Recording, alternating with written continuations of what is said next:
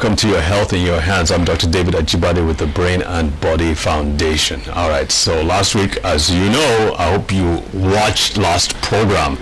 If you didn't, be sure to go to our YouTube channel, or the NTA YouTube channel, and catch up, because this is really important. COVID-19 is a reality. Somebody said new normal. I don't know if there's anything normal about it, because there's nothing normal about it. But we are going to talk about solutions, possible solutions. And again, with me on the studio are Dr. Ada Ikako. Yeah, hi, Dr. David. I'll learn how to pronounce that. Hi again.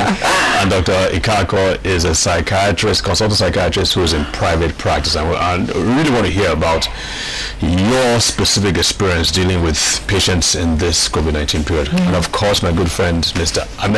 Zion Ame, who is extremely passionate about mental health in Nigeria and how to improve it, because God knows we need that. So welcome to the studio again today, guys. Thank you. All right, sure. All right, let's continue the practicality of I think it's a good time, really, because like we said, this is a good time to push some things, because everybody recognizes the importance. I mean, if they haven't, they will now after this show.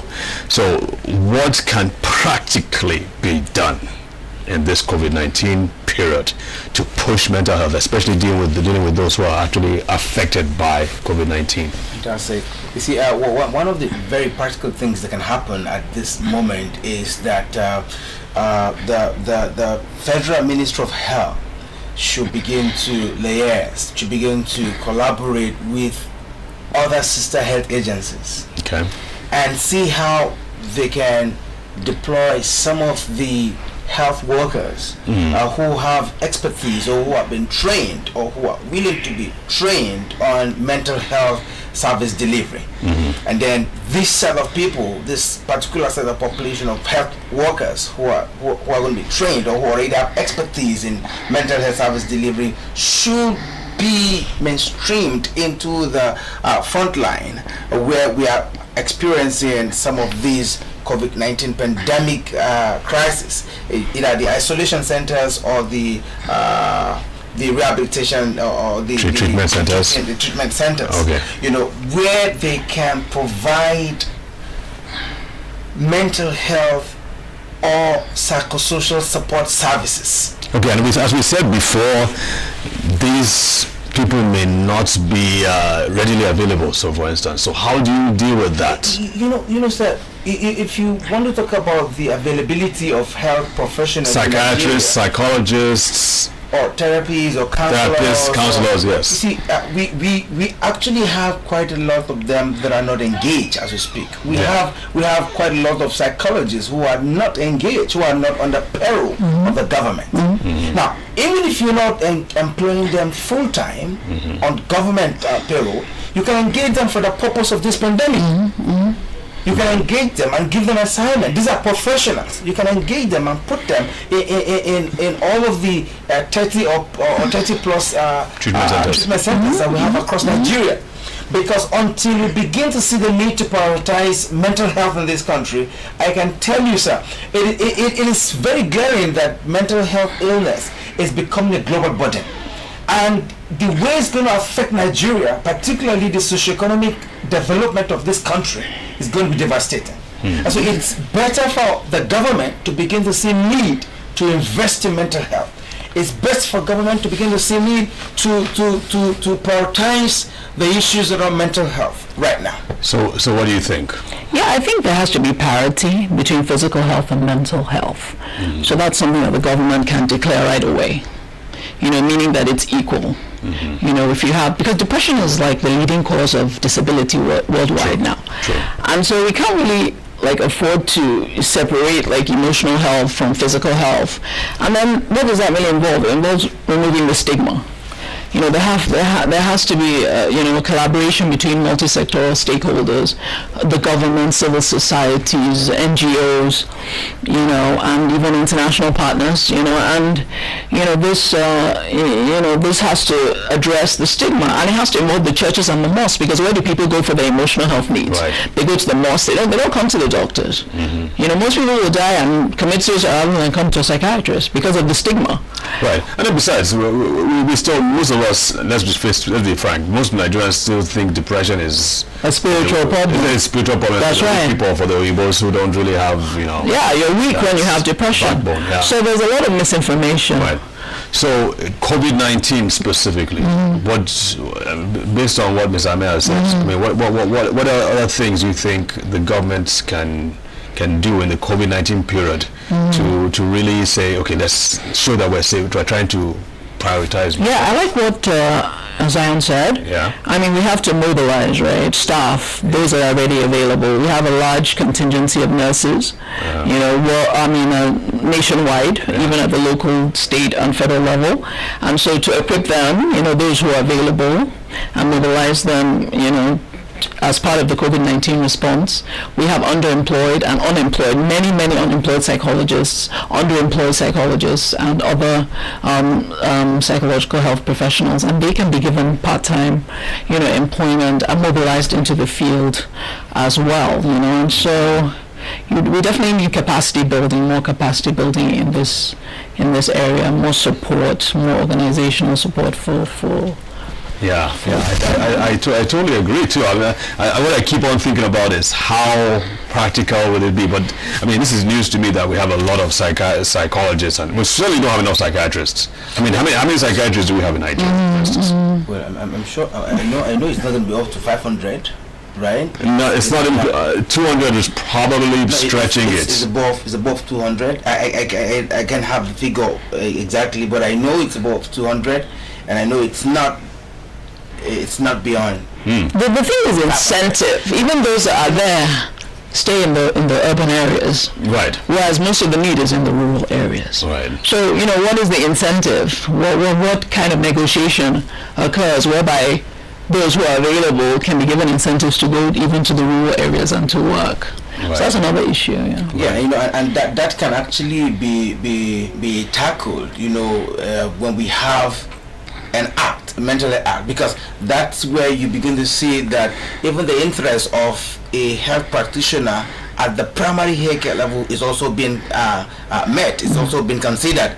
Not that because you're not in the urban cycle, I mean your own needs or maybe your own social needs or maybe your remunerations would not be considered or maybe attended to. So these are some of the things that must be considered, and that I'm very sure the Mental Health Act, will provide support for, because there's going to be a national framework.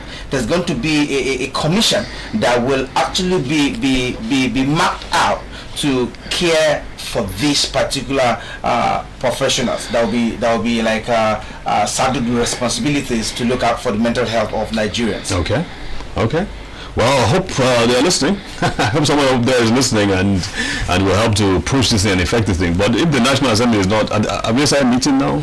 Yeah, they have. They have been meeting. I mean, they have been meeting for not Zoom now. No, not Zoom. Physically. I know there was a section today. Okay. But then we will love to see that some of the processes that have begun on the mental health bill, shouldn't go still. Okay. Because for the past 21 years, we've had the mental health bill go in and out of the National Assembly, and we haven't gotten a progressive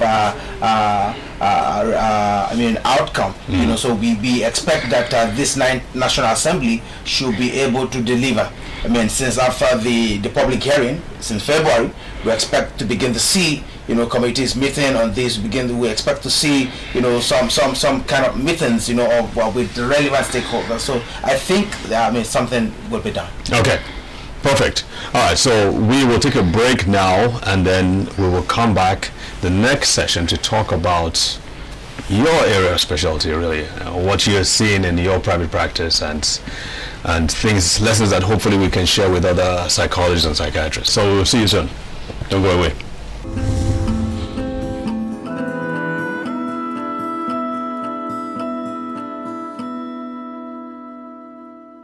All right, welcome back. We're going to get right into it. We're going to talk with Dr. Ada about her practice. Of course, we can't reveal any private information, but basically, what are we seeing and how have things changed in this COVID-19 period? So we're seeing a lot more of domestic violence, and we're doing a lot more couples counseling. I mean, the United Nations has estimated that there will be about 10 million more child marriages Child marriages. Child marriages, 10 million more in the coming 10 years, directly as a result of COVID. You know, so, you know, the proximity from the lockdown and also poverty as a result of unemployment, loss of job, loss of income, these are all risk factors for domestic violence. 30% of Nigerian women are sexually assaulted in the course of their lifetime. So we're talking about 1 out of every 3 women. So what we're dealing with is a silent pandemic of trauma, you know, and so these are patients as young children, you know, it's starting early, teenagers. 1 in 10 of people that experience sexual assault is a male.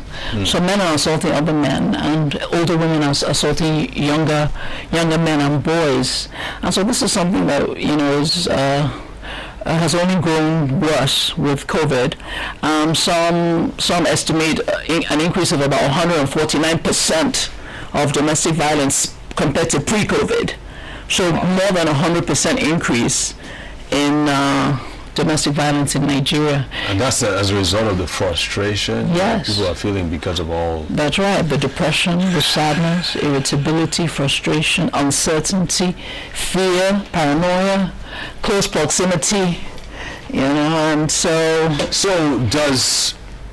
As we said, I asked you a question earlier. So does being wealthy, so to speak, protect against that? It is not. I mean, this cuts across age, gender, socioeconomic status. Yeah, well, the argument is this. If a person is wealthy, he has a chance to have a bigger home, so all the noise around him, he can retreat to his own chalet outside the house and all that, and not have to deal with all the stress. But you're saying that's not the... Well, there's a pandemic of addiction. Addiction is a vulnerability factor for domestic violence. I see. So, I mean, we're more than twice the global average when it comes to addiction. We're like 14.3 million drug users in Nigeria, whereas the global average is about 5.6%. We're at 15%. So it's almost three times the global average. So that's part of the reason, you know.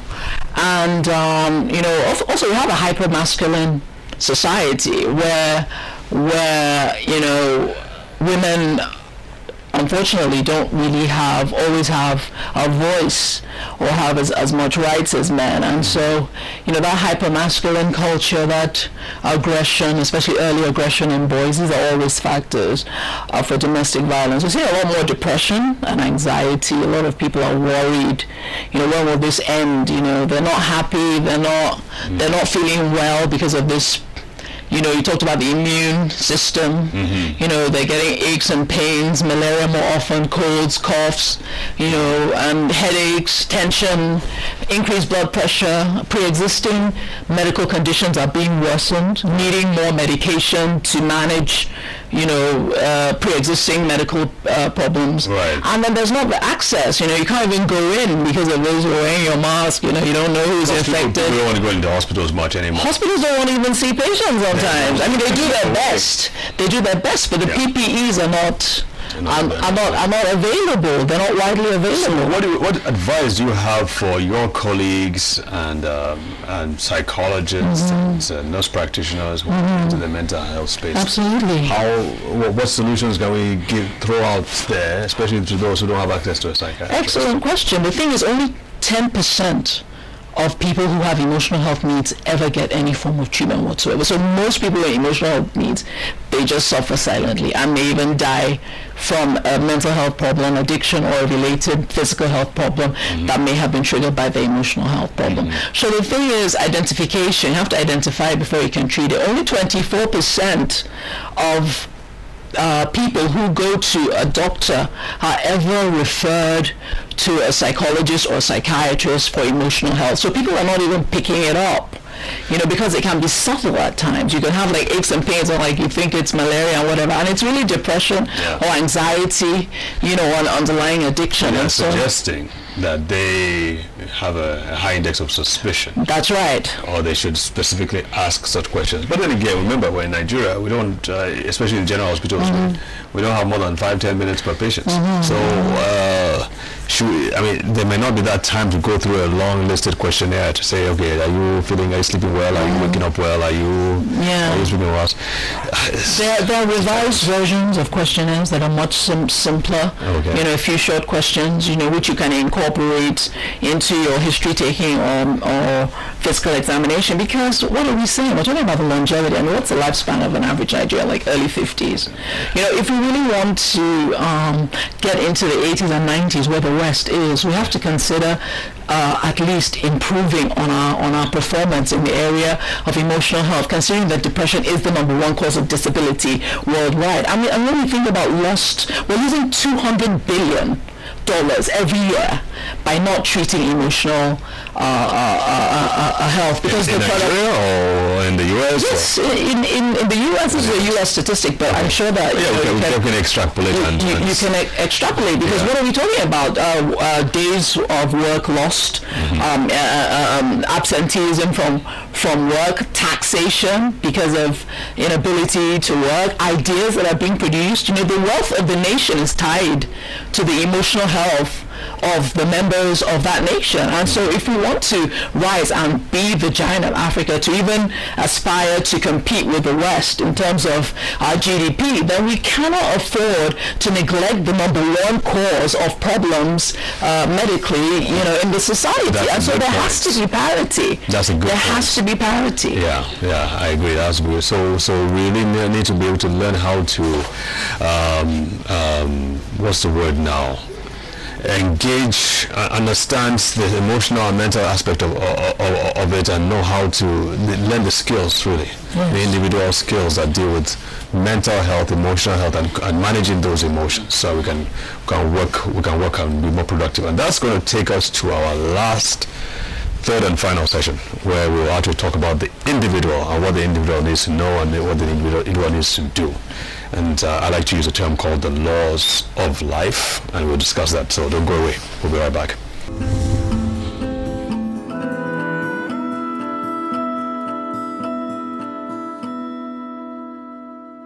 Alrighty, welcome back to our third and final session on this whole thing with addressing mental health in Nigeria. And I feel it's really important we talk about this. Again, in the final analysis, you don't have access to, most of us won't have access to healthcare professionals. Most of us won't.